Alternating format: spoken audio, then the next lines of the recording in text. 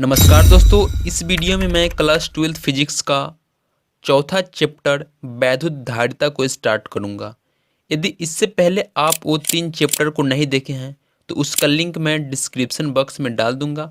आप उस लिंक पे क्लिक करके उस वीडियो को देख सकते हैं। चौथा चैप्टर है वैद्युत धारिता, जिसको इंग्लिश में इलेक्ट्रिक कैपेसिटेंस बोलते हैं। वैद्युत धारिता जो होता है, किसी चालक की जो धारिता होती है वह उस चालक की आवेश ग्रहण करने की क्षमता होती है। जैसे किसी चालक को आवेश दिया जा रहा है तो वह चालक जो है एक निश्चित सीमा तक ही आवेश को ग्रहण कर सकता है। यदि इस निश्चित सीमा से यानी उसकी क्षमता से अधिक आवेश दिया जाए तो वह चारों दिशाओं में क्षरण होने लगेगा, यानी लीकेज होना शुरू हो जाएगा।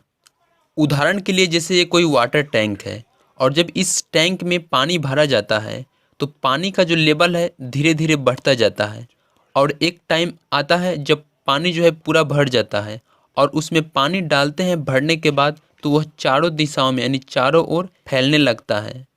ठीक उसी प्रकार जब किसी चालक को आवेश दिया जाता है तो उसका विभव जो है पहले पहले लगातार बढ़ता है और अधिकतम मान तक बढ़ जाने के बाद चालक के चारों ओर के माध्यम में क्षरण यानी लीकेज होना शुरू हो जाता है। तो अब आप लोग समझ गए होंगे कि वैद्युत धारिता जो है किसी चालक की आवेश ग्रहण करने की क्षमता है, यानी कि वह चालक कितना आवेश ग्रहण कर सकता है। उसका डिफिनीशन देख लेते हैं। प्रत्येक वैद्युत चालक की वैद्युत आवेश ग्रहण करने की एक निश्चित सीमा यानी क्षमता होती है। इसी क्षमता को उस वैद्युत चालक की वैद्युत धारिता कहते हैं। जब किसी चालक को आवेश दिया जाता है तो उसका जो विभव है आवेश के अनुपात में बढ़ता जाता है, यानी आवेश जो है विभव के अनुक्रमानुपाती है। यानी जितना आवेश देंगे किसी चालक को उसका विभव उस अनुपात में यानी आवेश के अनुपात में बढ़ेगा। तो Q इक्वल टू सी भी, और C जो है एक नियतांक है और इसी नियतांक को चालक की धारिता बोलते हैं। तो C इक्वल टू होगा Q अब बटे V, यानी आवेश की मात्रा और बटे विभव।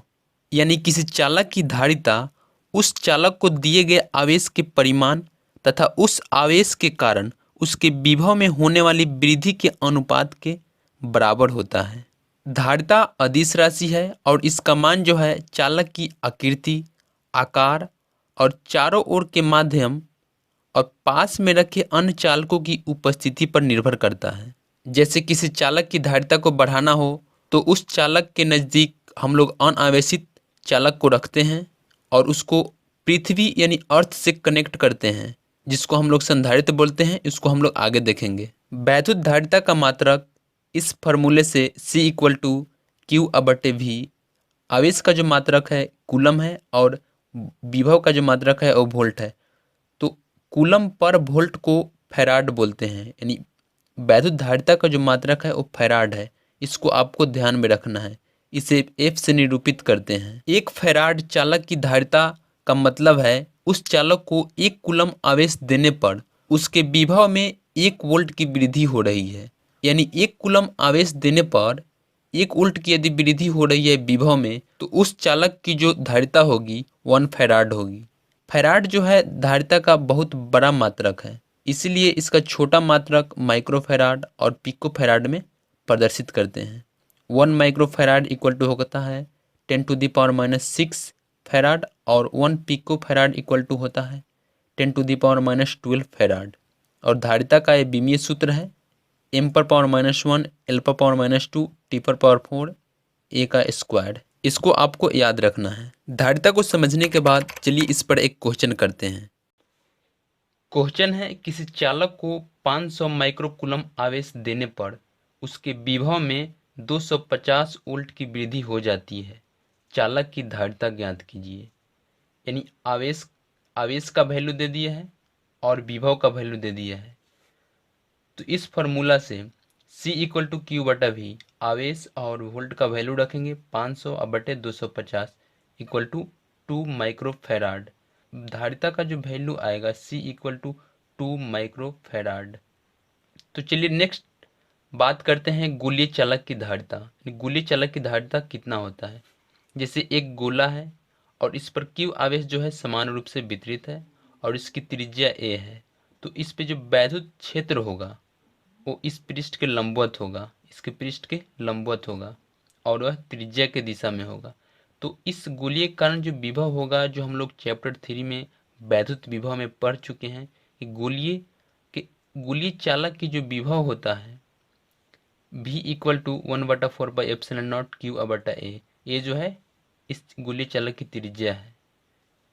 तो विभव का वैल्यू इतना होगा और कैपेसिटेंस यानी कि धारिता C equal to Q/V equal to Q का वैल्यू पता है और V का वैल्यू रखेंगे। तो C का वैल्यू यानी धारिता का वैल्यू आएगा 4πε0A। ये निर्वात में, यदि गोलीय चालक निर्वात में स्थित हो तो C का वैल्यू होगा 4πε0A। और यदि किसी अदर माध्यम में स्थित हो यानी दूसरे माध्यम में स्थित हो तो उस माध्यम की आपेक्षिक विद्युतशीलता से गुणा करा देंगे तो C का वैल्यू होगा 4πε0KA। यानी कि जो धारिता है गोली की त्रिज्या के समानुपाती है, यानी जितना त्रिज्या बड़ा रहेगा गोला उतना ही बड़ा रहेगा और आवेश उतना ही ग्रहण करेगा। तो धारिता जो है गोलीय चालक की वह गोली की त्रिज्या के समानुपाती है। तो गोलीय चालक की धारिता पर एक चलिए क्वेश्चन करते हैं, न्यूमेरिकल प्रॉब्लम।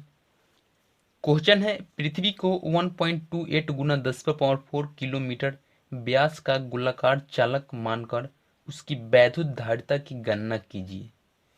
यानी पृथ्वी का जो व्यास है इतना है, तो इसकी जो त्रिज्या होगी यानी कि व्यास बटे 2, तो इसकी त्रिज्या होगी 0.64 गुना 10⁴ और किलो को मीटर में बदलेंगे तो 10⁻³ से गुना करा देंगे।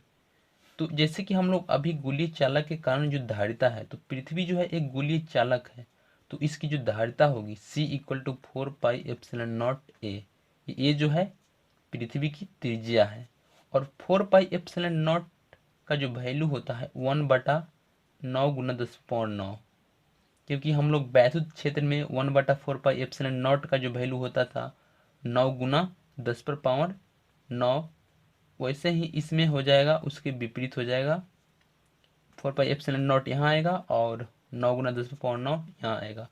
तो 4πε0 का वैल्यू इतना होगा और त्रिज्या का वैल्यू 0.64 गुना 10⁻7 फैराड रखेंगे। तो धारिता का वैल्यू आएगा 711 गुना 10⁻6 फैराड, यानी कि 711 माइक्रो फैराड जो आएगा वह धारिता होगा। नेक्स्ट टॉपिक है आवेशित चालक की स्थितिज ऊर्जा। यानी जब हम लोग जैसे कोई चालक है और जब इस चालक को आवेशित किया जाता है तो जो आवेश जो है किसी भी चालक को एक साथ नहीं दे सकते। आवेश देने का जो प्रक्रिया होता है वह धीमा होता है, यानी कि इस आवेश को सबसे पहले एक छोटा आवेश का छोटा अंश देंगे और इस पहले आवेश को देने से कोई कार्य नहीं होगा और जब ऐसे ही दूसरे आवेश को देंगे तो इस आवेश के विरुद्ध यानी कि ये आवेश जो है उस आवेश पे प्रतिकर्षण बल लगाएगा, यानी कि सजातीय आवेश होने के कारण यह प्रतिकर्षण बल लगाएगा और इस आवेश को देने के क्रम में प्रतिकर्षण बल के विरुद्ध कार्य करना पड़ेगा। और ऐसे ही बहुत सारे आवेशों को इस चालक को देने के क्रम में प्रतिकर्षण बल के विरुद्ध कार्य करना पड़ेगा और यही कार्य जो है इस चालक में स्थितिज ऊर्जा के रूप में संचित होता है।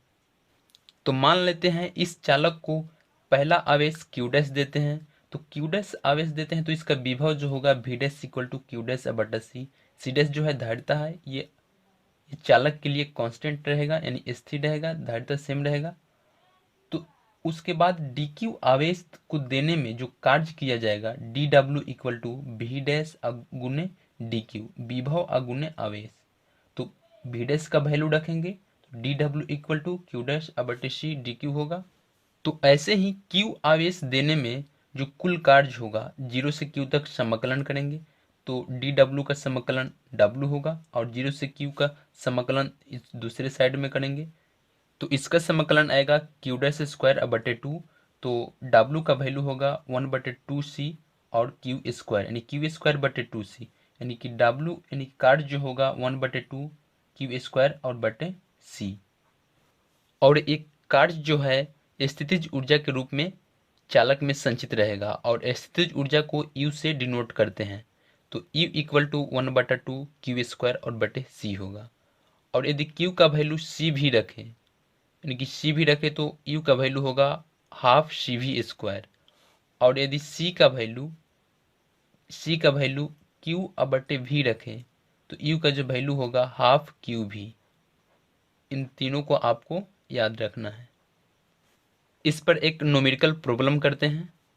क्वेश्चन है, धातु के 9 सेंटीमीटर त्रिज्या वाले गोले को 4 × 10⁻⁶ कूलम आवेश दिया गया है।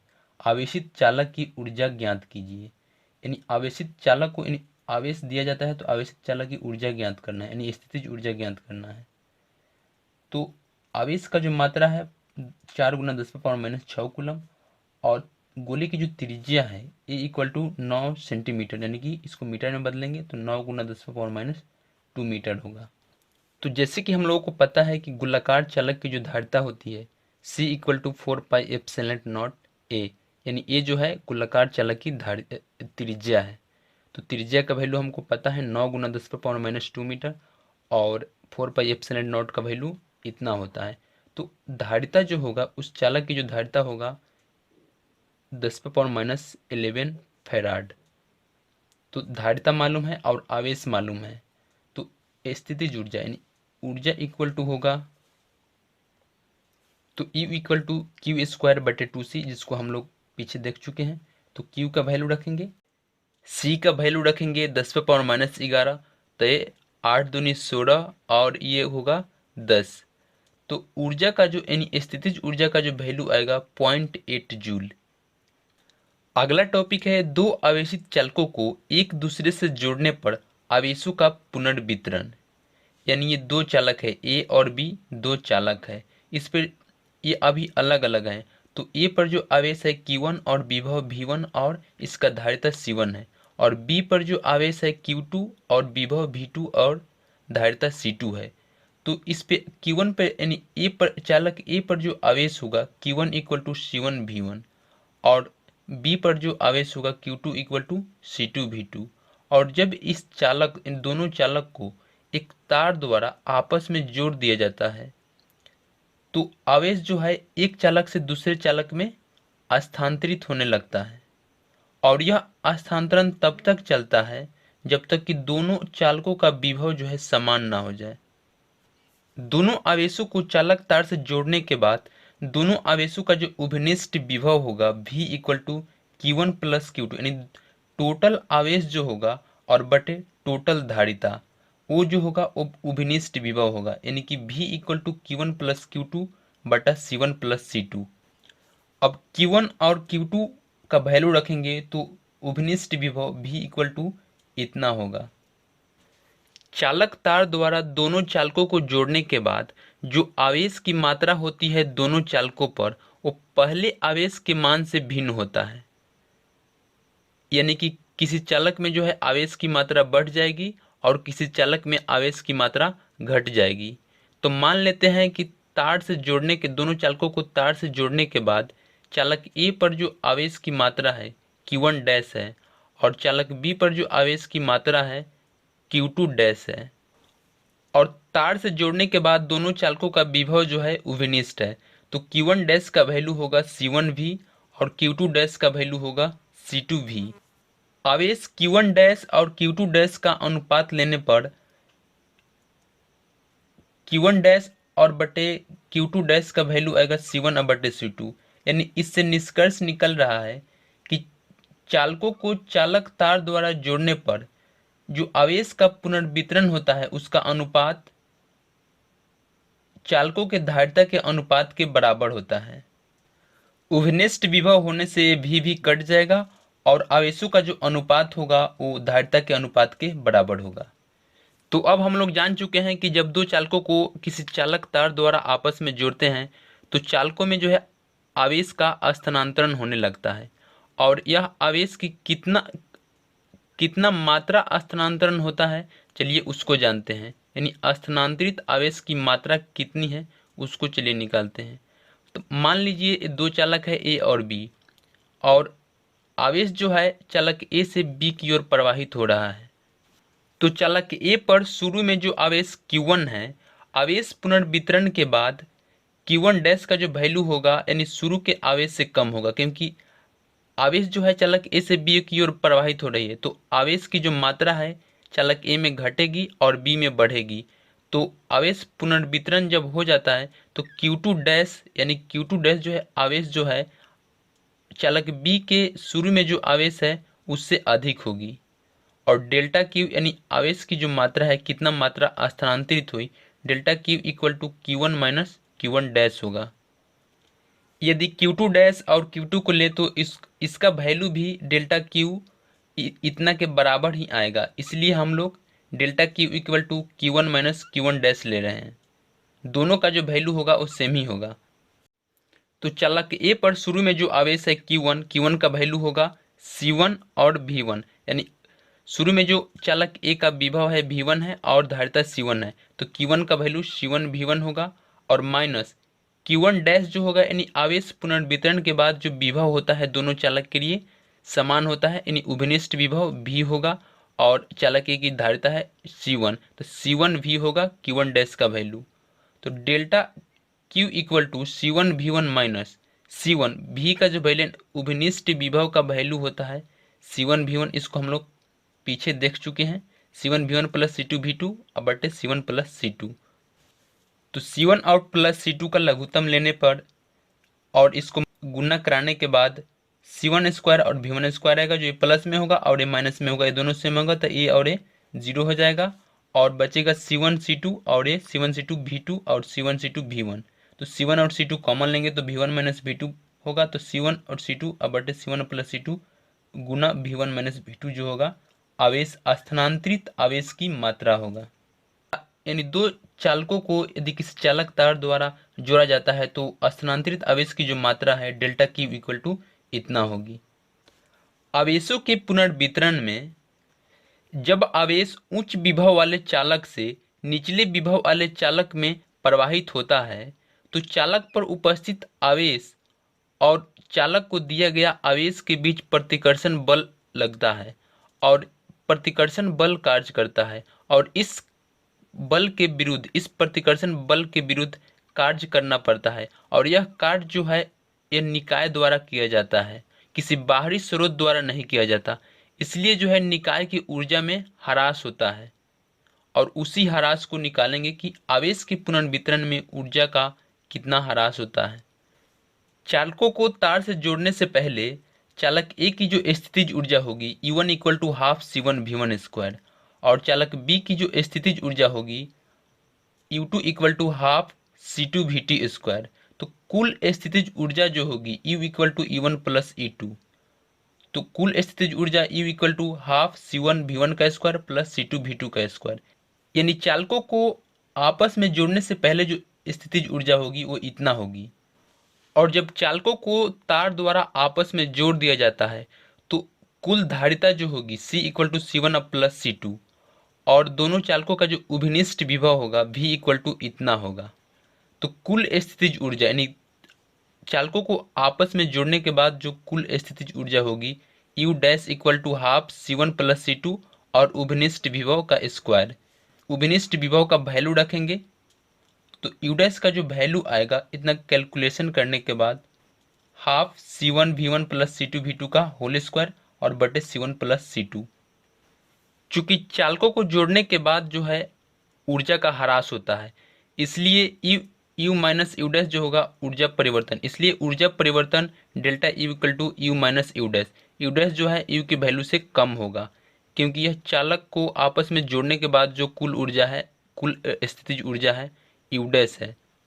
तो U और U डैश का वैल्यू रखेंगे और C1 और प्लस C2 का लघुत्तम लेंगे, और इसको मल्टीपल कराएंगे तो C1 का स्क्वायर और V1 का स्क्वायर और C1 का स्क्वायर और V1 का स्क्वायर ये दोनों जो है जीरो हो जाएगा, और C2 का स्क्वायर V2 का स्क्वायर और C2 का स्क्वायर V2 का स्क्वायर ये जीरो हो जाएगा, और बचेगा ये और ये, इसमें से कॉमन लेंगे C1 C2, तो C1 C2 कॉमन ले लेंगे तो बचेगा V1 का स्क्वायर प्लस V2 का स्क्वायर और माइनस 2 V1 V2।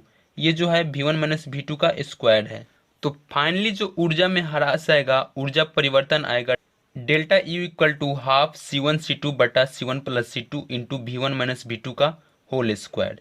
ये जो है ऊर्जा ह्रास है।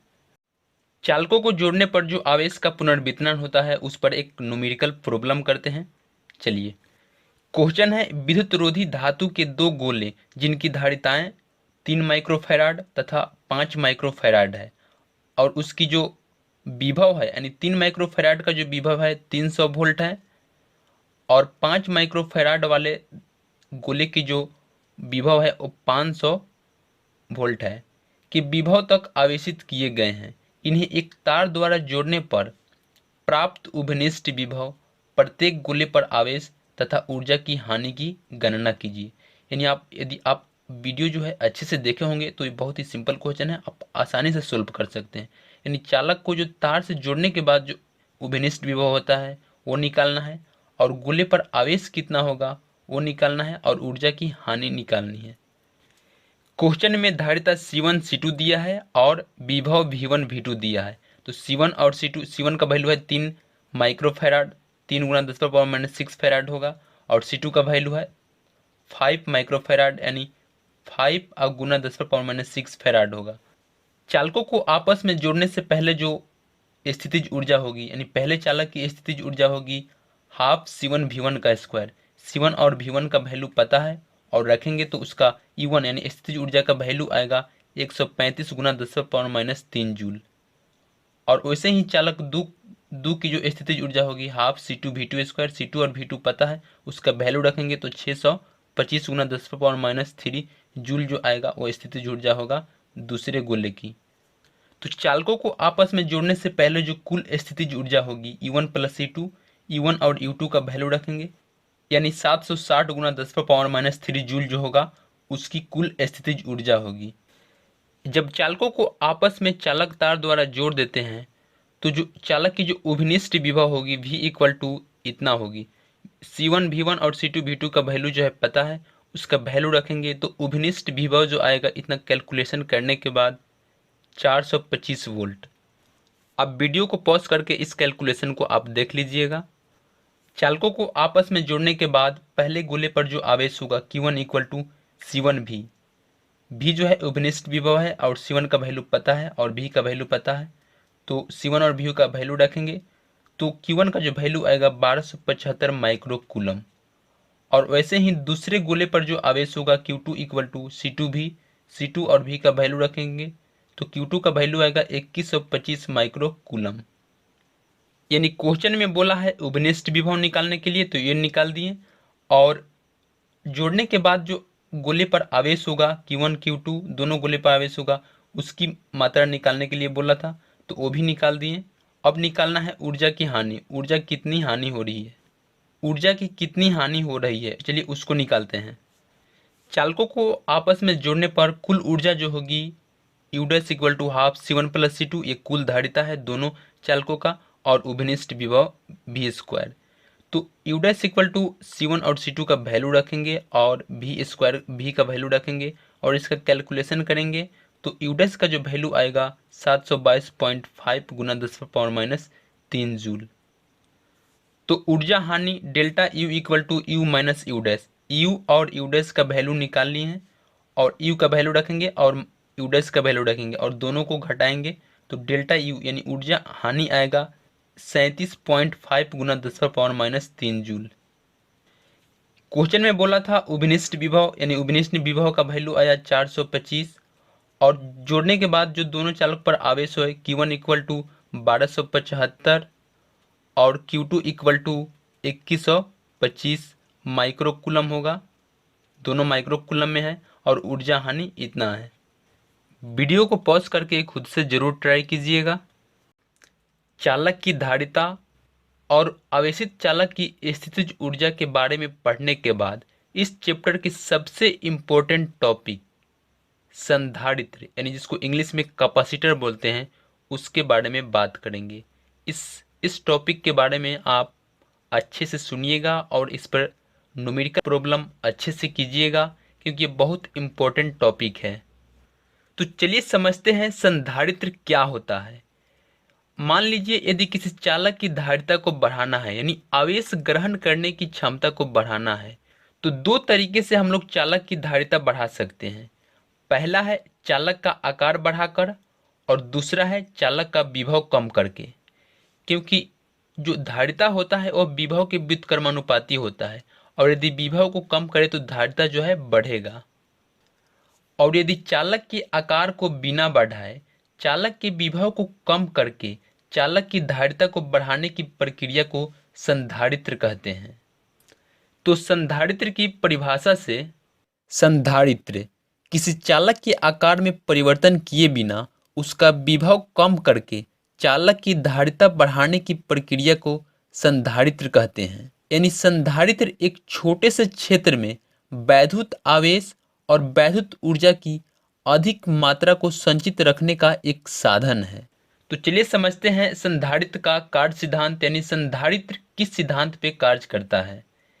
जैसे ये कोई आवेशित चालक है जिस पर प्लस क्यू आवेश जो है एक समान रूप से वितरित है, और इस चालक के समीप एक दूसरा अनावेशित चालक, जब इस चालक के समीप एक अनावेशित चालक लाएंगे तो उस अनावेशित चालक पर जो है बराबर परिमाण में माइनस और प्लस जो है आवेश जो है उत्पन्न होगा।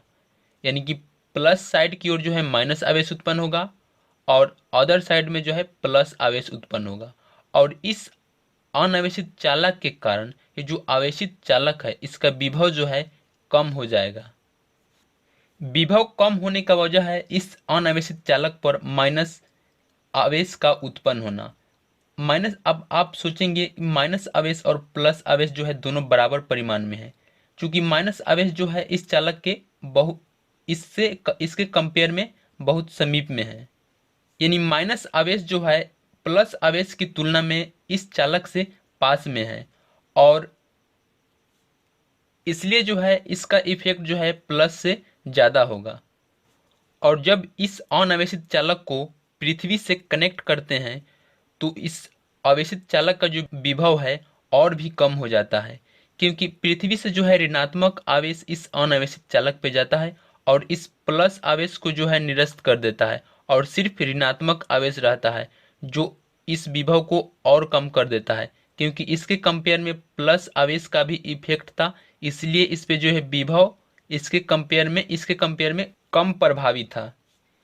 इसलिए किसी आवेशित चालक की धारिता बढ़ाना हो तो उसके समीप कोई अनावेशित चालक यानी अन्य चालक को पृथ्वी से संबंधित है उसको लाते हैं, जिससे चालक के आकार में परिवर्तन किए बिना उसके धारिता को बढ़ाया जा सकता है, और इस समायोजन को संधारित्र कहते हैं।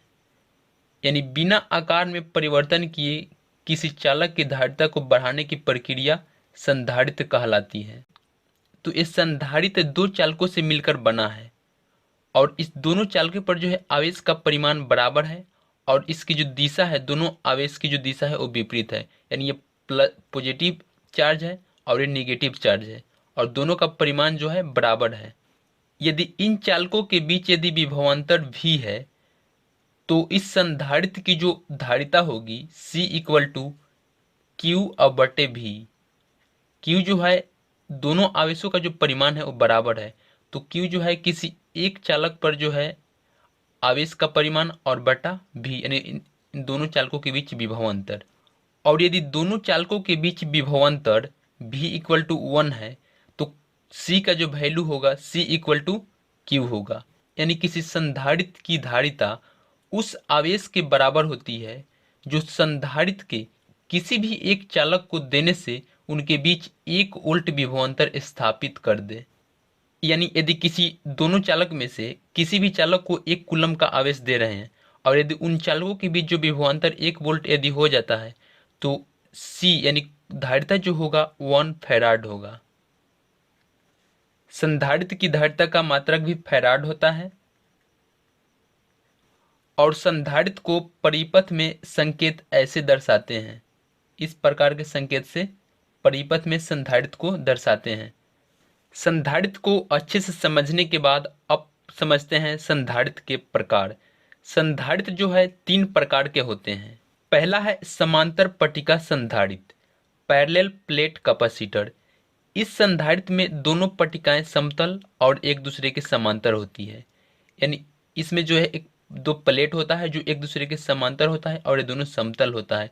इस जो भी प्रकार है संधारित्र का, इस सबको हम इस वीडियो में डिस्कस करेंगे, डिटेल में डिस्कस करेंगे। दूसरा है गोलीय संधारित्र, स्फेरिकल कैपेसिटर। इसमें दो सकेंद्रीय गोलीय चालक होते हैं जिनमें एक संग्राहक तथा दूसरा संघनक होता है। संग्राहक चालक उसको बोलते हैं जिसको आवेश दिया जाता है, और संघनक उसको बोलते हैं जिस पे आवेश उत्पन्न होता है। आवेश देने से, संग्राहक गोले पर आवेश देने से जो आवेश उत्पन्न होता है उसे संघनक गोला बोलते हैं। तो संघनक चालक जो होता है वो अर्थ से कनेक्ट होता है, यानी पृथ्वी से कनेक्टेड होता है, वो संघनक गोला होता है। तीसरा संधारित्र है बेलनाकार संधारित्र, सिलिंड्रिकल कैपेसिटर।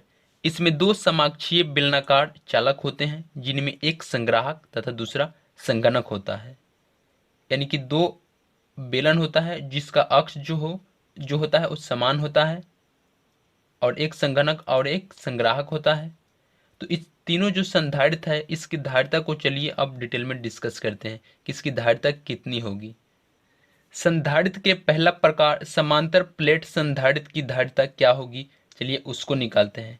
तो समांतर प्लेट में ये दो प्लेट है जिस पर प्लस क्यू आवेश दिया गया है, और इस प्लस क्यू आवेश के कारण इस पे माइनस और प्लस दोनों उत्पन्न हुआ होगा, लेकिन इसको अर्थ से कनेक्ट करने के बाद जो है इस पे सिर्फ माइनस आवेश उत्पन्न होगा। तो इस संग्राहक प्लेट है और ये संघनक प्लेट है, और ये दोनों प्लेट डी दूरी पर एक दूसरे से स्थित है, और इस दोनों प्लेट की जो एरिया है वो ए है। दोनों की एरिया जो है समान है, और इस आवेश के कारण इसमें जो वैद्युत क्षेत्र होगा प्लस से माइनस की ओर, यानी वैद्युत क्षेत्र ई की जो दिशा होगी प्लस से माइनस की ओर होगी।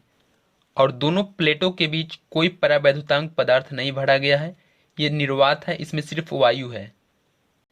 तो चालक प्लेट के कारण जो वैद्युत क्षेत्र होगा E इक्वल टू सिग्मा और बटा एप्सिलॉन नॉट। सिग्मा जो है पृष्ठ घनत्व है, और इस सूत्र के बारे में मैं चैप्टर 2 गॉस के प्रमेय और इसके अनुप्रयोग में बात किया हूँ। यदि आप उस वीडियो को नहीं देखे हैं तो उसका लिंक मैं डिस्क्रिप्शन बॉक्स में डाल दूंगा, आप वहाँ से जाकर उस वीडियो को देख सकते हैं।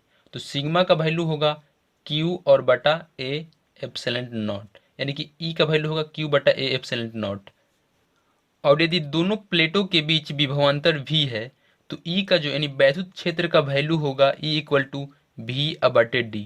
तो V का वैल्यू होगा V इक्वल टू E और गुने D।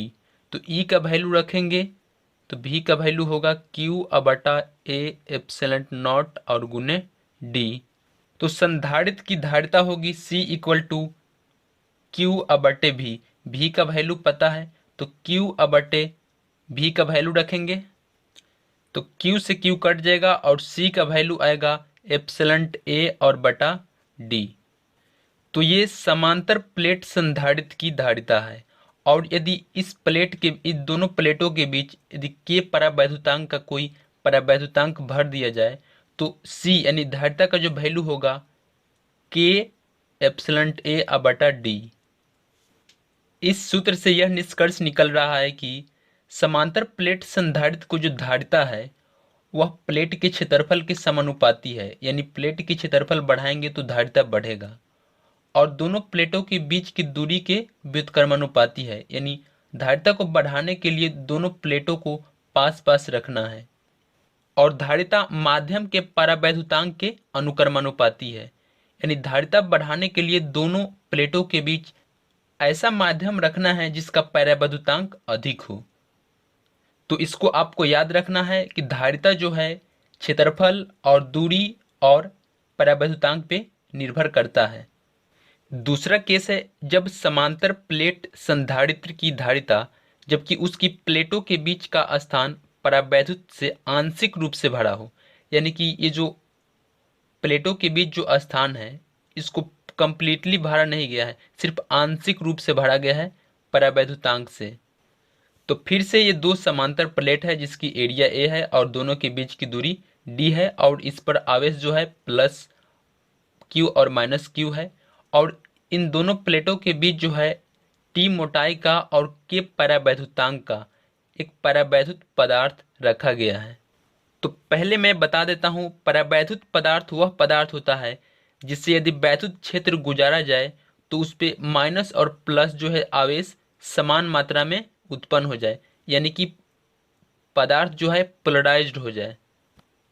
तो इस प्लेटों के बीच जो वैद्युत क्षेत्र होगा इस परावैद्युत पदार्थ में होगा, जिसको हम लोग E2 से दर्शाए हैं, और वायु में यानी इस पदार्थ के अलावा जो होगा वायु में होगा, जिसको E1 से दर्शाए हैं। तो E1 का जो परिमाण होगा सिग्मा बटा एप्सिलॉन नॉट होगा और इक्वल टू क्यू बटा एप्सिलॉन ए होगा, यानी सिग्मा जो है पृष्ठ घनत्व है जिसका वैल्यू होता है क्यू बटा ए।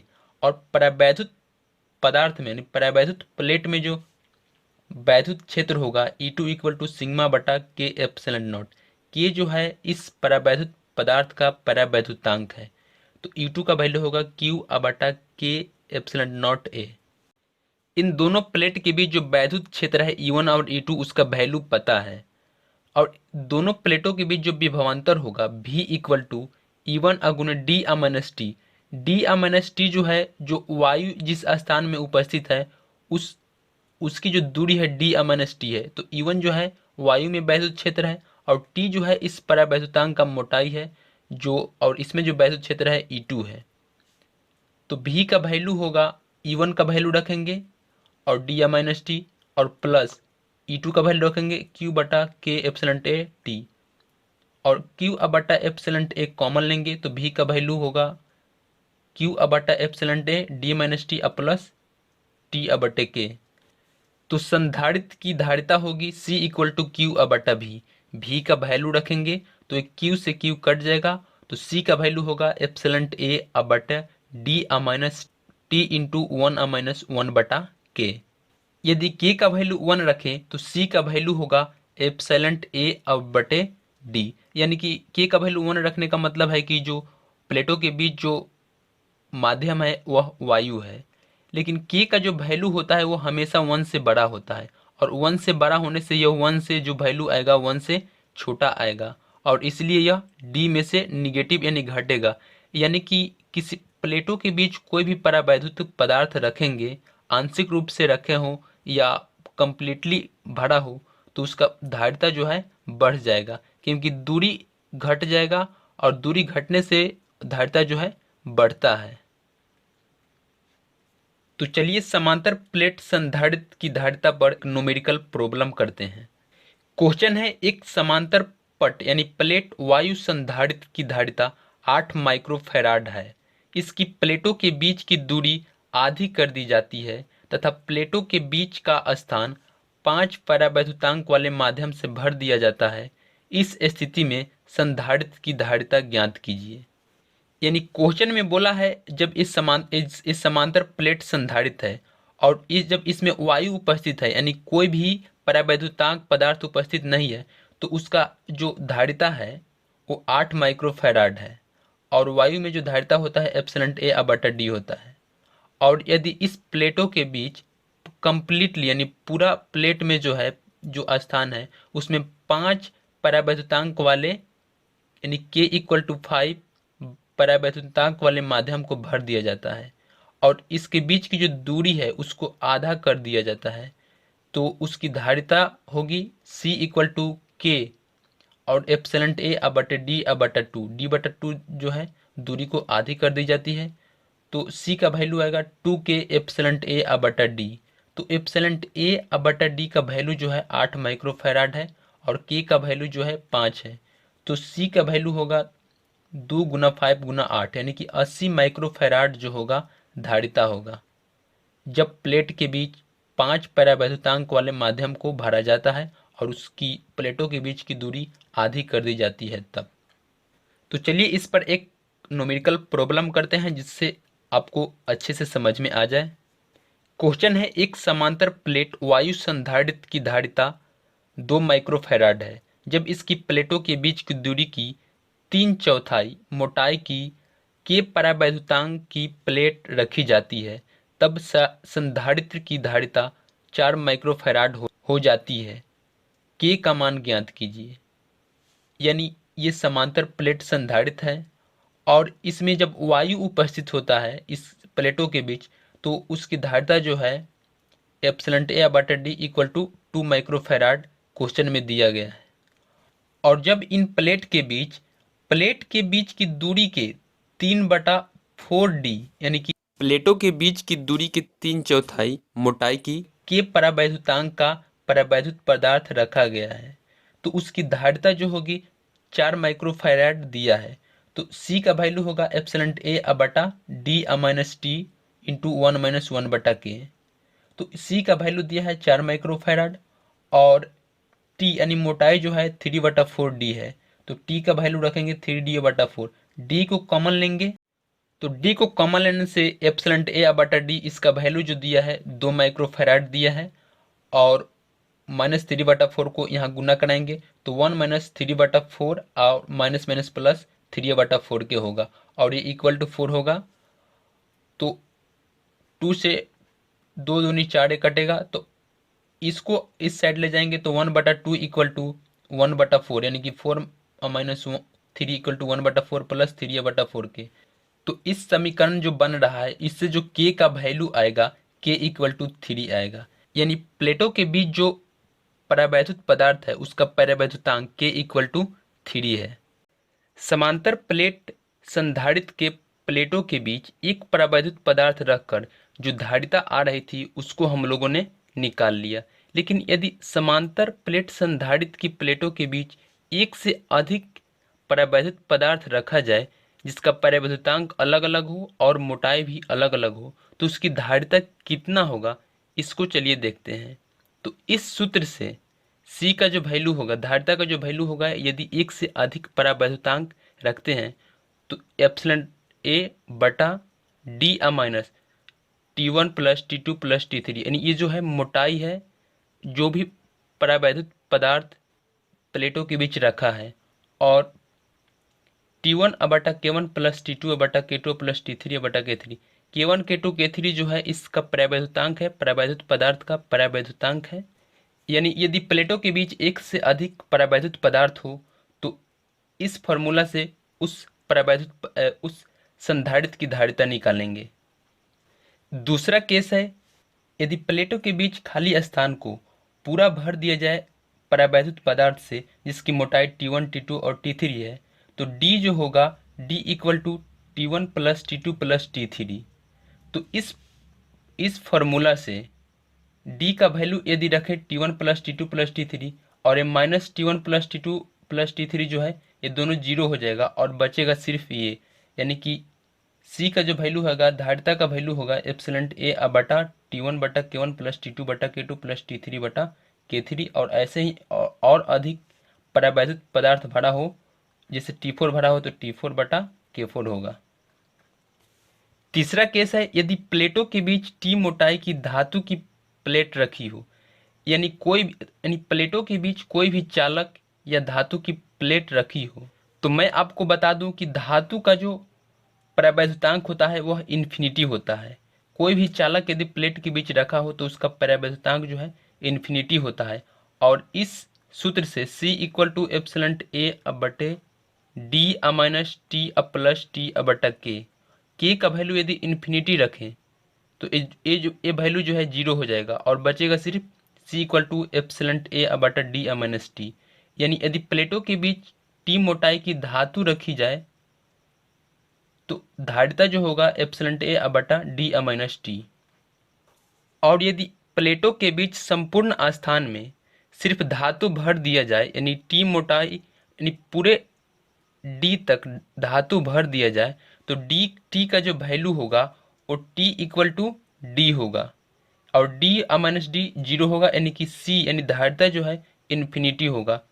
यदि प्लेटों के बीच यानी कि संधारित्र के प्लेटों के बीच यदि धातु संपूर्ण स्थान में भर दिया जाए तो उसकी धारिता जो है इन्फिनिटी होगी।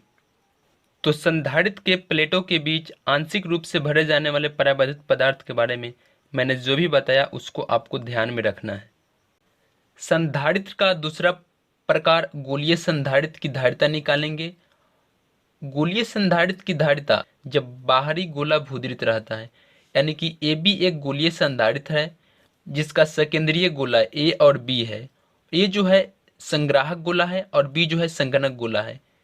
बी संगणक गोला है क्योंकि यह अर्थ से जुड़ा है, और ए संगणक गोला है क्योंकि इस पे प्लस क्यू जो है आवेश दिया गया है, और ए का जो त्रिज्या है ए है, और बी का त्रिज्या स्मॉल बी है, और ए का त्रिज्या स्मॉल ए है। जब गोला ए पर प्लस क्यू आवेश दिया जाता है तो इस आवेश के कारण गोला बी के अंदर की सतह पर माइनस आवेश और बाहरी सतह पर प्लस आवेश उत्पन्न होता है। जब गोला बी को अर्थ से जोड़ा जाता है तो इसका जो बाहरी सतह पर उपस्थित जो पॉजिटिव चार्ज है वह निष्फल हो जाते हैं और सिर्फ निगेटिव चार्ज बचता है। तो जैसे कि हम लोगों को पता है कि गोले के अंदर जो है प्रत्येक बिंदु पर जो है विभव समान होगा, तो गोले ए के अंदर जो विभव होगा इस पर उपस्थित आवेश प्लस क्यू आवेश के कारण होगा, और भी ए इक्वल टू यानी कि ए पर जो विभव होगा ए का विभव होगा भी ए इक्वल टू 1/4πε0 प्लस क्यू बटा ए। उसी प्रकार माइनस क्यू आवेश के कारण जो विभव होगा वो बी का विभव होगा, यानी भी B equal to 1/4πε0 minus Q बटे बी। दोनों गोलों के बीच विभवांतर जो होगा भी ए बी इक्वल टू भी ए माइनस भी बी, यानी भी ए का वैल्यू रखेंगे और भी बी का वैल्यू रखेंगे, तो विभवांतर भी ए बी इक्वल टू होगा क्यू बटा 4πε0 कॉमन लेंगे तो भी ए बी का वैल्यू होगा क्यू बटा 4πε0 इंटू बी माइनस ए बटा ए बी। तो गोलीय संधारित्र की जो धारिता होगी सी इक्वल टू क्यू बटा विभवांतर यानी भी ए बी का वैल्यू रखेंगे तो सी का वैल्यू होगा 4πε0 ए बी बटा बी माइनस ए, यानी यह गोलीय संधारित्र की धारिता है जब बाहरी गोला जो है अर्थ से जुड़ा है। और दूसरा केस है जब भीतरी गोला भूदृत रहता है, यानी गोले ए को जो जब अर्थ से कनेक्ट करते हैं तब धारिता क्या होगा। तो यहाँ बी जो है संग्राहक गोला है और ए जो है संघनक गोला है, क्योंकि ए जो है अर्थ से जुड़ा है और बी पर जो है आवेश क्यू आवेश दिया जा रहा है। तो इस माइनस क्यू आवेश के कारण जो बी की अंदर सतह पर जो आवेश होगा Q1 और बाहरी सतह पर Q2 होगा, यानी Q आवेश जो होगा Q1 और Q2 में विभाजित हो जाएगा। तो इस स्थिति में दो संधारित्र बनेगा, एक पहला बनेगा गोला ए और बी के भीतरी सतह के कारण, यानी कि C1 equal to 4πε0 A B बटा बी माइनस ए, इसको हम लोग पहले केस में निकाल चुके हैं।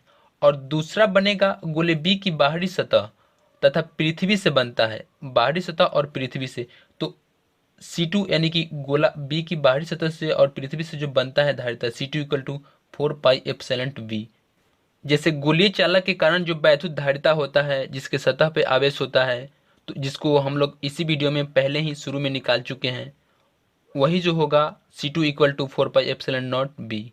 तो कुल धारिता होगा C इक्वल टू C1 और प्लस C1 और C2 का वैल्यू रखेंगे और यहाँ 4πε0 जो है कॉमन लेंगे, तो माइनस ए बी और ए बी ये दोनों जो है जीरो हो जाएगा, तो C का वैल्यू होगा 4πε0 बी स्क्वायर बटे बी माइनस ए, यानी कि जब भीतरी गोला भूदृत हो तो धारिता जो होगा C equal to 4πε0 B square बटा बी माइनस ए। तो चलिए इस पर एक न्यूमेरिकल प्रॉब्लम करते हैं। क्वेश्चन है एक गोलाकार संधारित्र के गोलों के बीच भरे माध्यम का परावैद्युतांक 6 है। इसके गोलों की त्रिज्याएं क्रमशः 40 सेंटीमीटर तथा 50 सेंटीमीटर है। इस संधारित्र की धारिता का मान ज्ञात कीजिए। यानी के का वैल्यू जो है 6 है और ए का वैल्यू 40 सेंटीमीटर है और बी का वैल्यू 50 सेंटीमीटर है। ए और बी जो है त्रिज्या है गोला का, तो फॉर्मूला से धारिता का फॉर्मूला से C इक्वल टू 4πε0 के जो है परावैद्युतांक है और इंटू ए बी बटा बी माइनस ए बी का वैल्यू पता है, के का वैल्यू पता है, तो और 4πε0 का जो वैल्यू होता है 1/9 गुना 10⁻9, तो के और ए और बी का वैल्यू रखेंगे। चूंकि 40 सेंटीमीटर में है तो इसको मीटर में बदलेंगे तो 0.4 होगा, तो ए का वैल्यू 0.4 और बी का वैल्यू 0.5, तो 0.4 और 0.5 0.2 होगा और 0.5 माइनस 0.4 0.1 होगा, तो सी का वैल्यू आएगा 4/3 गुना 10⁻−9 इक्वल टू इसको डिवाइड करेंगे तो 1.33 गुना 10⁻9 फैराड जो आएगा धारिता आएगा गोलीय संधारित्र की। संधारित्र का तीसरा प्रकार बेलनाकार संधारित्र की धारिता क्या होगी, चलिए उसको निकालते हैं।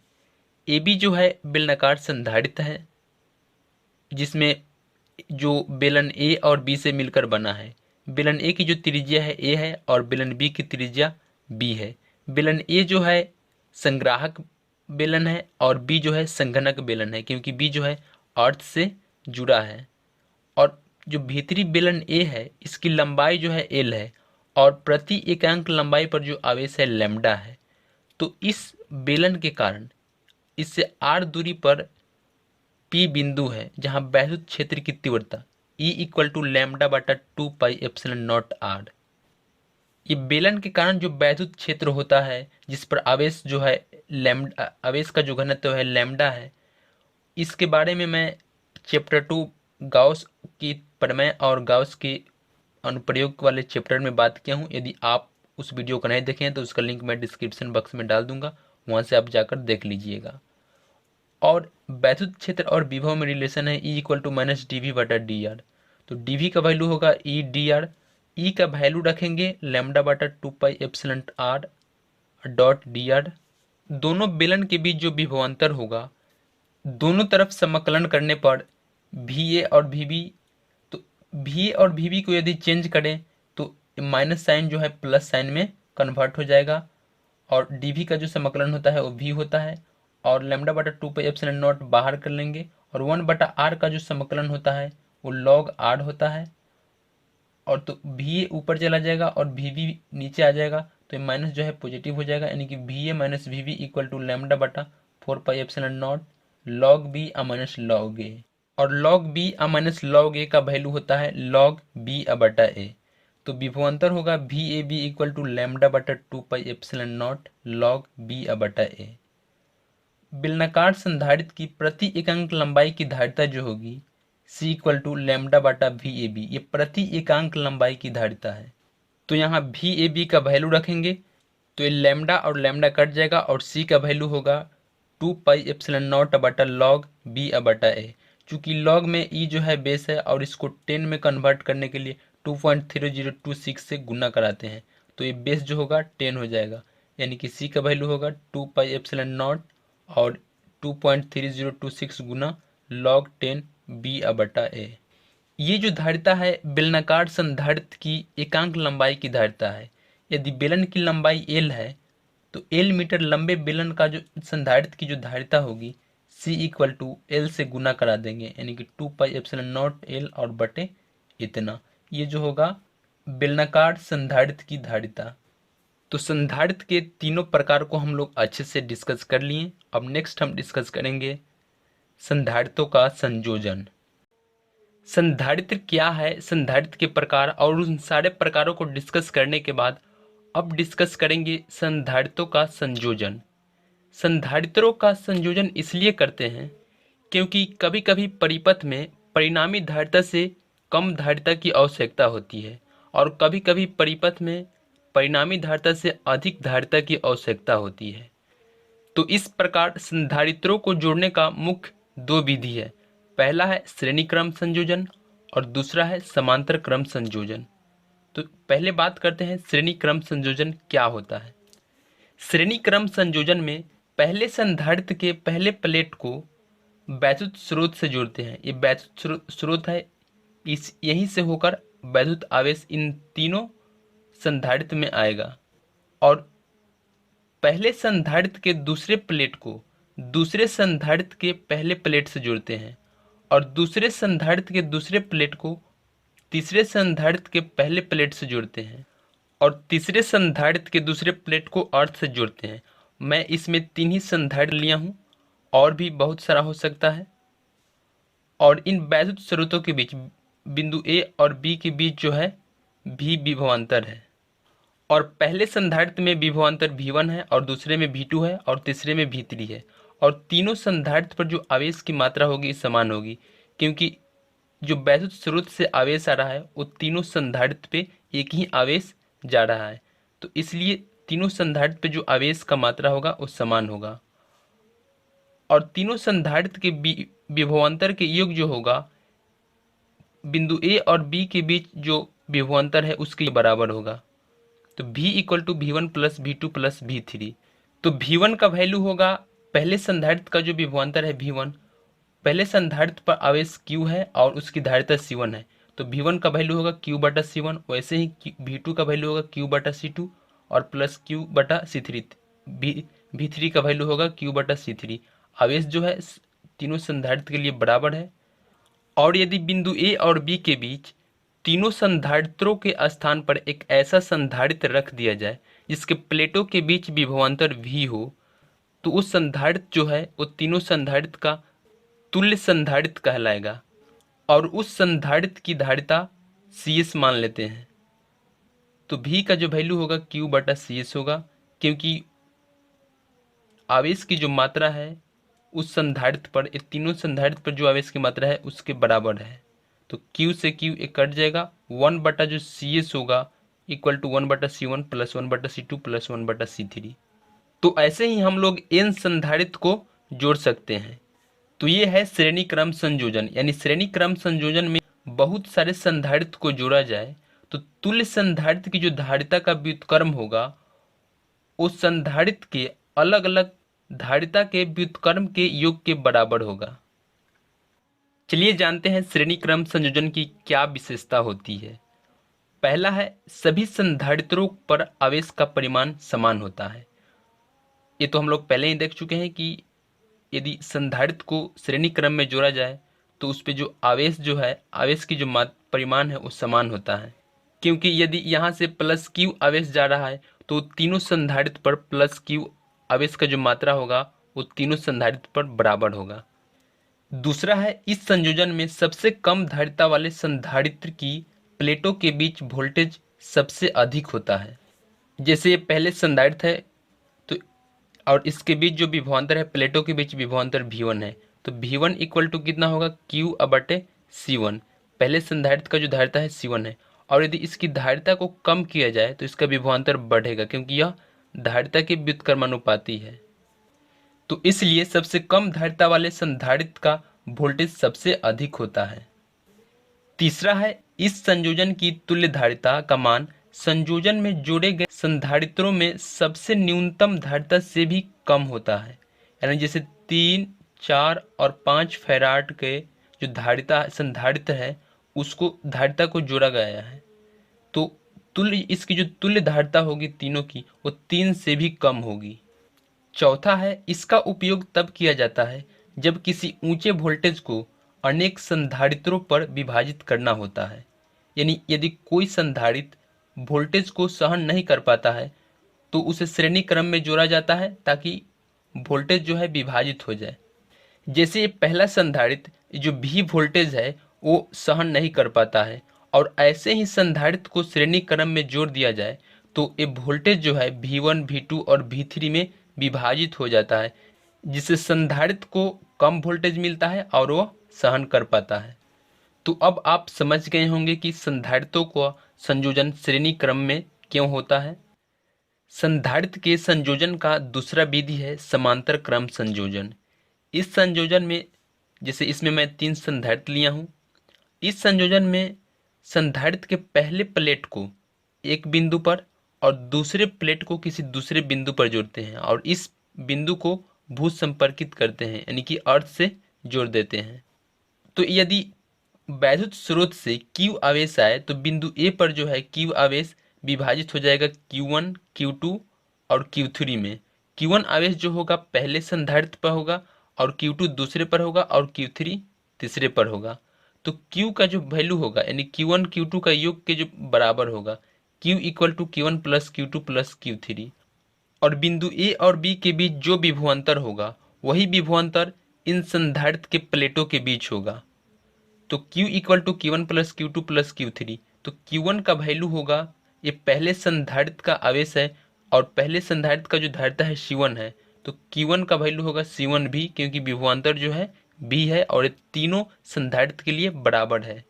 और Q2 के लिए होगा Q2 प्लस C2 भी, और Q3 के होगा C3 भी, और भी यहाँ कॉमन लेंगे।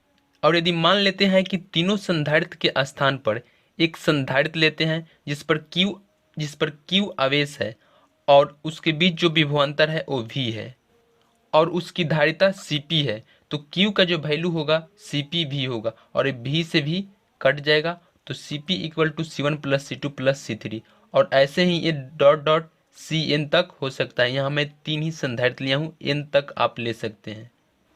तो Cp जो है ये तुल्य धारिता है समांतर क्रम में, यानी संधारित्रों को समांतर क्रम में जोड़ने पर संधारित्रों की तुल्य धारिता उसके अलग अलग संधारित्र की धारिता के योग के बराबर होता है। तो अब समांतर क्रम संयोजन की कुछ विशेषता जान लेते हैं। पहला है, सभी संधारित्रों की प्लेटों के बीच विभवांतर समान होता है। तो जैसे कि मैं पहले बता दिया हूँ कि बिंदु ए और बी के बीच जो विभवांतर होगा, इन सारे संधारित्रों के प्लेटों के बीच वही विभवांतर होगा। दूसरा है, प्रत्येक संधारित्र पर आवेश का वितरण उसकी धारिता के अनुपात में होता है। जैसे ये पहला संधारित्र है और इस पर आवेश जो है Q1 है, तो Q1 का जो वैल्यू होगा C1V, V1 जो है सभी के लिए कॉमन है, तो Q1 जो वैल्यू है वो C1 के यानी कि धारिता के समानुपाती है। यानी कि जितना अधिक धारिता रहेगा आवेश उतना ही अधिक ग्रहण करेगा। तो इसलिए इस संयोजन में आवेश का जो वितरण होता है उसकी धारिता के अनुपात में होता है। तीसरा है, इस संयोजन में तुल्य धारिता का मान काफी अधिक हो जाता है, अतः इस संयोजन पर आवेश की पर्याप्त मात्रा संचित हो जाती है। यानी जैसे 3 फैराड और 4 फैराड और 5 फैराड का धारिता वाले संधारित्र लेते हैं, तो इसकी जो तुल्य धारिता होगा 3, 4, 7 और 5, 12 होगा। यानी कि मैक्सिमम धारिता से भी अधिक हो रहा है, तो यह अधिक मात्रा में आवेश जो है संचित होगा यदि संधारित्र को समांतर क्रम में जोड़ा जाए। चौथा है, इस संयोजन का प्रयोग तब किया जाता है जब कम विभव पर अधिक धारिता की आवश्यकता होती है। जैसे ये 3, 4 और 5 धारिता वाला संधारित्र है और एक और संधारित्र जोड़ दें समांतर क्रम में जिसका धारिता जो है 6 है, तो इन सारे का जो योग होगा वो 18 होगा। चूंकि विभव वही रहा और धारिता बढ़ गया, तो इसलिए इस संयोजन से कम विभव पर अधिक धारिता हम लोग प्राप्त कर सकते हैं। अब इस पर एक न्यूमेरिकल प्रॉब्लम करते हैं। क्वेश्चन है, 10 संधारित्र है और प्रत्येक की धारिता 10 माइक्रोफैराड है। कुछ श्रेणी क्रम संयोजन के बाद समांतर क्रम संयोजन में जोड़ने पर तुल्य धारिताओं का गुणनफल लिखिए। यानी कि 10 संधारित्र दिया है और प्रत्येक की जो धारिता है C इक्वल टू 10 माइक्रोफैराड है, और इन 10 संधारित्र को पहले श्रेणी क्रम में जोड़ा जाता है और उसके बाद समांतर क्रम में जोड़ा जाता है, और इन दोनों का जो तुल्य धारिता आएगा उसका गुणनफल ज्ञात करना है। तो श्रेणी क्रम संयोजन में जो तुल्य धारिता होगा 1/C equal to 1/C plus 1/C, क्योंकि धारिता जो है प्रत्येक संधारित्र का समान है, तो ये 10 तक होगा। यानी कि 10 और बटे C, और C का वैल्यू दिया है, धारिता का वैल्यू दिया है 10 माइक्रोफैराड, तो 10/10 जो होगा 1 माइक्रोफैराड होगा।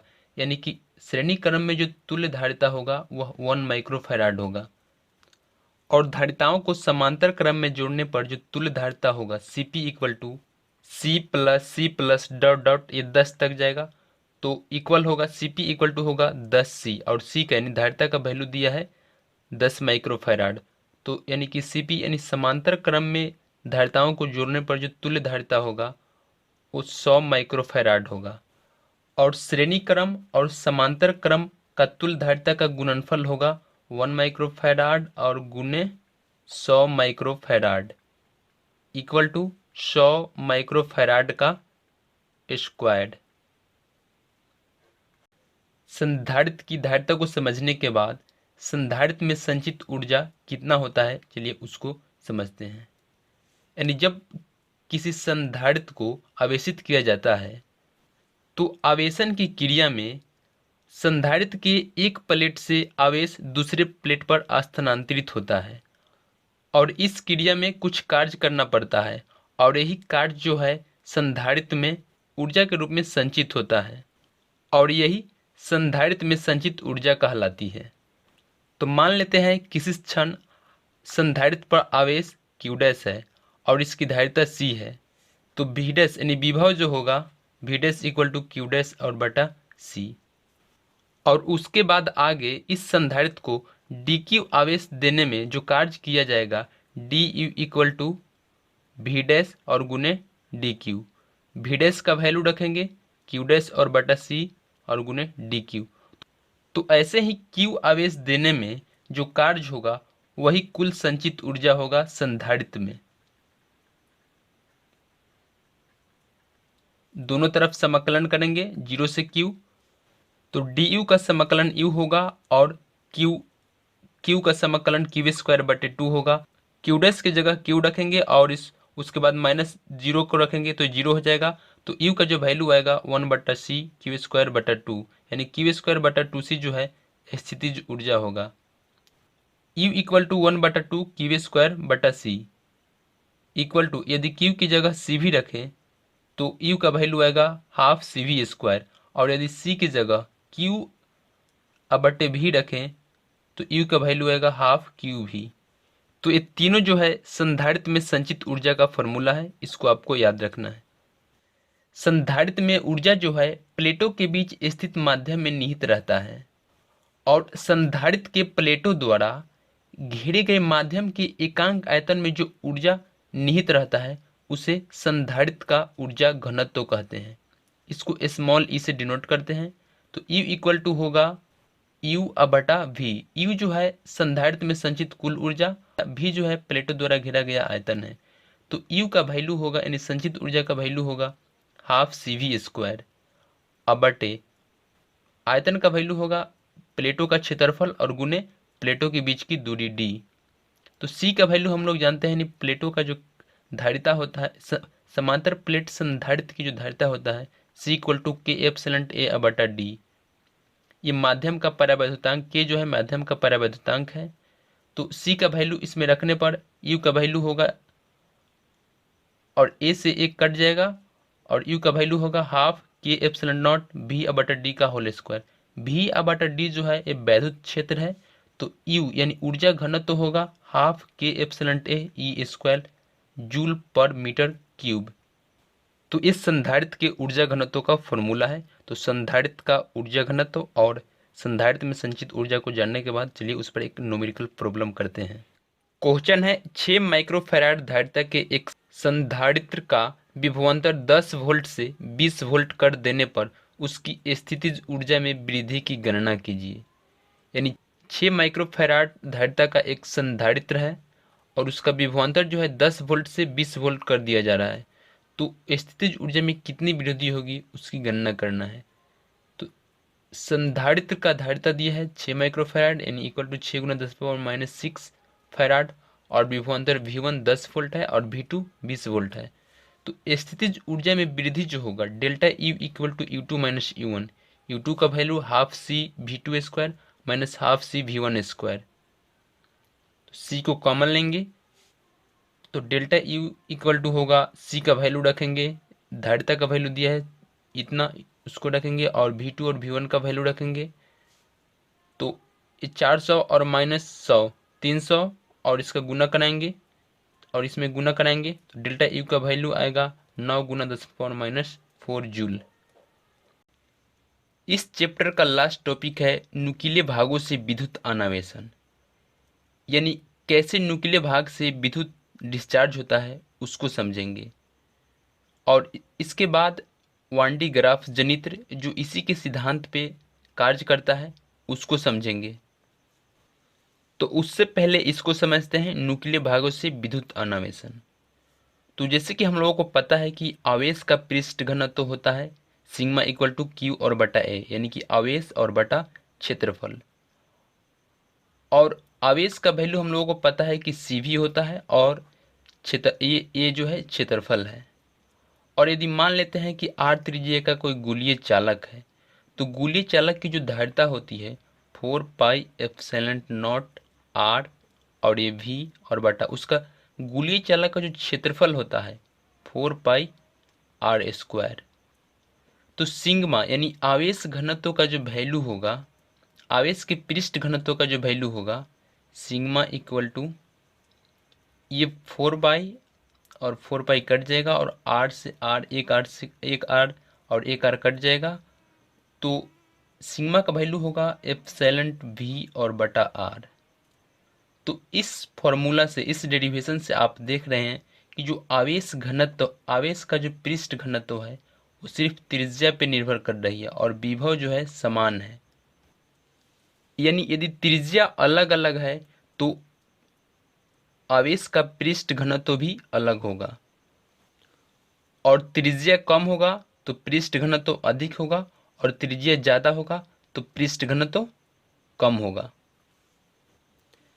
जैसे ये गोलीय चालक है और इसकी त्रिज्या जो है आर है, और ये त्रिज्या जो है प्रत्येक बिंदु के लिए बराबर है, यानी कि इसका जो आवेश घनत्व होगा इसके सतह पर प्रत्येक बिंदु पर बराबर होगा क्योंकि त्रिज्या बराबर है।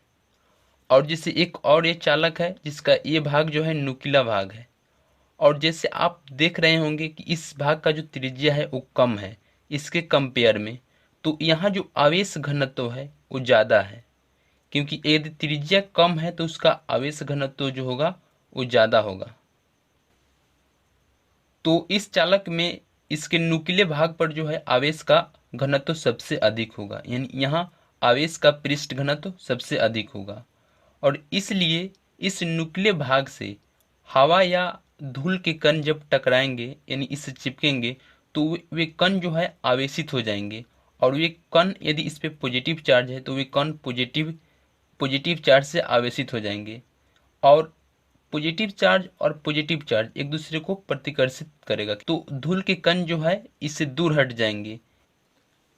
तो जब धूल कण इस चालक से आवेश लेकर जाएंगे तो इधर से जो आवेश है यानी कि कुछ आवेश जो है खाली हो जाएगा, और इधर से आवेश फिर इस भाग पर चला जाएगा, नुकीले भाग पर आ जाएगा, और ऐसे ही इस चालक से जो है पूरे आवेश जो है इस नुकीले भाग से बाहर निकल जाता है, और इसी कारण चालक के नुकीले भाग से आवेश का लगातार विसर्जन होता है और चालक जो है अनावेशित हो जाता है। इसी क्रिया को नुकीले भाग से विद्युत अनावेशन कहते हैं। तो अब आप समझ गए होंगे कि इस चालक के नुकीले भाग से विद्युत अनावेशन कैसे होता है, और इसीलिए इस विसर्जन को रोकने के लिए वैद्युत मशीन में जो चालक होते हैं उसकी जो तल होती है वो चिकना होती है और वो गोलाकार होते हैं। यदि चालक का तल खुरदरा हो तो विसर्जन तुरंत हो जाता है, इसलिए गोलीय चालक उपयोग किया जाता है। इसका उपयोग विद्युत वांडीग्राफ जनित्र में भी किया जाता है। नुकीले भागों से विद्युत आवेशन की क्रिया को हम लोगों ने समझ लिया, और इसके सिद्धांत पर ही वांडीग्राफ जनित्र कार्य करता है। तो वांडीग्राफ जनित्र का जो भी सिद्धांत है, कार्य विधि है और इसका रचना है, उसका मैं पीडीएफ बनाकर डिस्क्रिप्शन बॉक्स में डाल दूंगा, आप वहां से जाकर उसको पढ़ लीजिएगा। मैं वांडीग्राफ जनित्र के बारे में आपको थोड़ा ओवरव्यू दे रहा हूं। तो वांडीग्राफ जनित्र एक स्थिर वैद्युत मशीन है जिसकी रचना 1931 में वांडीग्राफ ने की। इस जनित्र द्वारा कई लाख का विभवांतर प्राप्त किया जा सकता है। वांडीग्राफ का कार्य सिद्धांत दो तथ्यों पर आधारित है। पहला है चालकों के नुकीले भागों से विद्युत अनावेशन, और दूसरा है खोखले गोलाकार चालक के कारण इसको दिया गया आवेश इसके बाहरी पृष्ठ पर समान रूप से फैल जाता है। तो मैं बता दिया हूं कि जो नुकीला भाग से जो होता है आवेश का विसर्जन तुरंत होता है, और गोलाकार चालक के कारण जो है आवेश जो है समान रूप से बाहरी पृष्ठ पे फैल जाता है। तो इस सिद्धांत पे जो है वांडीग्राफ जनित्र कार्य करता है। तो वांडीग्राफ जनित्र की जो रचना होती है इसमें एम जो है एक धातु का बहुत बड़ा खोखला गोला है, और इसकी सतह जो है चिकनी है। चिकनी इसलिए है क्योंकि चिकनी सतह से जो है आवेश का विसर्जन कम होता है, यानी तुरंत नहीं होता है। और इस जो है स्तंभ है जिस पर ये धातु का जो गोला है, ये खोखला गोला है, वो रखा गया है, और ये पी और क्यू जो है घेरनी है, और ये पट्टा है जो है इस तरह एंटी क्लॉकवाइज रोटेट करता है। और T1 और T2 जो है अधिक दाब पर हवा भरने के लिए ये टोटी है, और भी जो है टंकी है जिसमें पूरा सिस्टम जो है इसके अंदर है, और ये खोखला गोला को ये टंकी से कनेक्ट कर रहा है डी है जो डांट है, और ये जो है एक चालक है, नुकीला भाग है, जो इस पत्ते पर जो है आवेश चढ़ाता है और इस टंकी को अर्थ से जुड़ा गया है। तो ये कैसे कार्य करता है, चलिए उसको कार्य विधि को समझते हैं।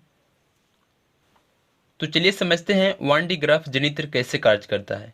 तो सबसे पहले ये जो चालक ये है, जिसका भाग जो है इसका भाग नुकीला है, इसको 10,000 से 20,000 वोल्ट तक आवेशित किया जाता है। और उसके बाद ये जो घिरनी है, इसको एंटी क्लॉकवाइज यानी कि क्लॉकवाइज की विपरीत दिशा में घुमाया जाता है और विद्युत मोटर द्वारा इसे घुमाया जाता है और बहुत तेजी में घुमाया जाता है। तो ये जो पट्टी है सी, ये भी इसी की दिशा में घूमने लगती है और ये पट्टी घूमने के क्रम में हवा द्वारा चालक ए के नुकीले भाग से कुछ धन आवेश को अपने पट्टी पर चढ़ा लेती है। और ये पट्टी जो है विद्युत के कुचालक है और इसलिए जो आवेश जो है इस पे फैलता नहीं है। और जब ये आवेश पट्टी द्वारा यहाँ आता है तो ये बी जो है नुकीला भाग वाला छड़ है, जो एक खोखला गोला एम जो है इससे जुड़ा है।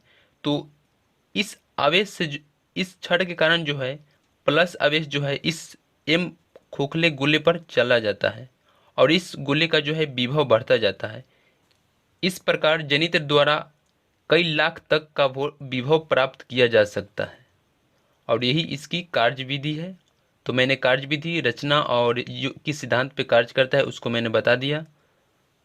इतना उच्च विभवांतर उत्पन्न करने के कारण इस जनित्र का उपयोग तीव्र एक्स किरणों के उत्पादन में तथा परमाणु विघटन के प्रयोगों में आवेशित कणों को उच्च गतिज ऊर्जा प्रदान करने में किया जाता है और इसका उपयोग नाभिकीय भौतिकी के अध्ययन में आवेशित कणों को त्वरित करने में भी किया जाता है। और मैं ये 1D ग्राफ जनित्र के बारे में जो भी सिद्धांत, कार्यविधि और रचना लिखा हूँ, इसका PDF बनाकर मैं डिस्क्रिप्शन बॉक्स में डाल दूंगा, आप वहाँ से डाउनलोड कर लीजिएगा और अपने कॉपी में नोट कर लीजिएगा, क्योंकि ये बोर्ड एग्जाम में पूछता है कि 1D ग्राफ जनित्र का सिद्धांत, कार्यविधि, रचना कैसे कार्य करता है, क्या होता है, उसके बारे में ये पूछता है। तो आपको अच्छे से देख लेना है।